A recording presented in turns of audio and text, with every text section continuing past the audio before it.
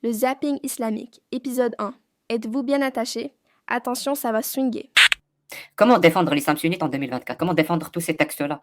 Par exemple, quand j'ai parlé tout à l'heure du mariage des petites filles, l'esclavage, la violence conjugale et tout ce qui s'ensuit, comment tu peux défendre ce genre de truc en 2024? C'est indéfendable. Donc, les défendre, c'est essayer de parler d'autre chose. C'est aussi simple que ça. Parce que, vous savez, dans l'islam, on n'a pas le droit de connaître autre chose que l'islam. Je savais que c'était quelque chose d'interdit aux musulmans de lire la Bible. Le prophète musulman, donc Mohammed, à son époque, a mis en place un système religieux-politique dont il est le chef, bien sûr, évidemment. C'est le gourou. C'est un guide religieux et un chef politique.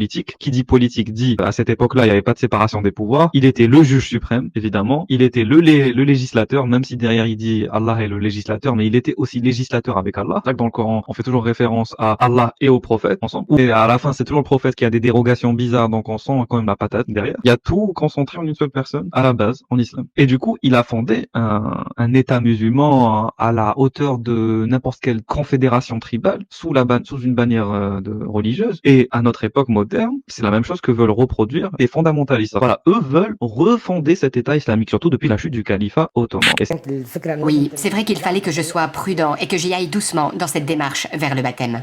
Et en effet, j'avais peur de ma famille, j'avais peur de mon entourage, car je ne savais pas comment ils allaient réagir à mon égard. Parce qu'il faut savoir que dans l'islam, il est dit que celui qui tue un musulman qui a quitté l'islam, celui-là gagne son paradis. Autrement dit, celui qui quitte l'islam doit être mis à mort, et celui qui tue ce musulman converti ira droit au paradis. Donc, ça veut dire que moi, qui suis un musulman converti au christianisme, me tuer, c'est un acte en quelque sorte sacré, tout à fait permis, et même encouragé. Il avait 4 esclaves sexuels, on les a lus les noms tout à l'heure. Il y a Maria al-Qibtiyya, il y a Rayhana, et puis la troisième, Berira. Voilà. Il avait des esclaves sexuels. Et il a libéré un esclave, super. Moi, je peux te citer des hadiths où le prophète, il échange un esclave contre 2 esclaves noirs. Je peux te citer le hadith où le prophète, il libère, sur 6 esclaves qui étaient libérés, il les récupère en disant non, tu les libères pas les 6 au maître, et il tire au sort à la courte paille. Résultat, il y a 2 esclaves qui sont libérés et les 4 autres qui restent en esclavage. Il les garde. Quelle doit être la position du musulman vis-à-vis des chrétiens et des juifs? Alors, il faut se demander quelle est la portée du message du prophète Mohammed sallallahu alayhi wa sallam. Est-elle délimitée par un temps et un lieu? Je te pose la question. Bien sûr que non.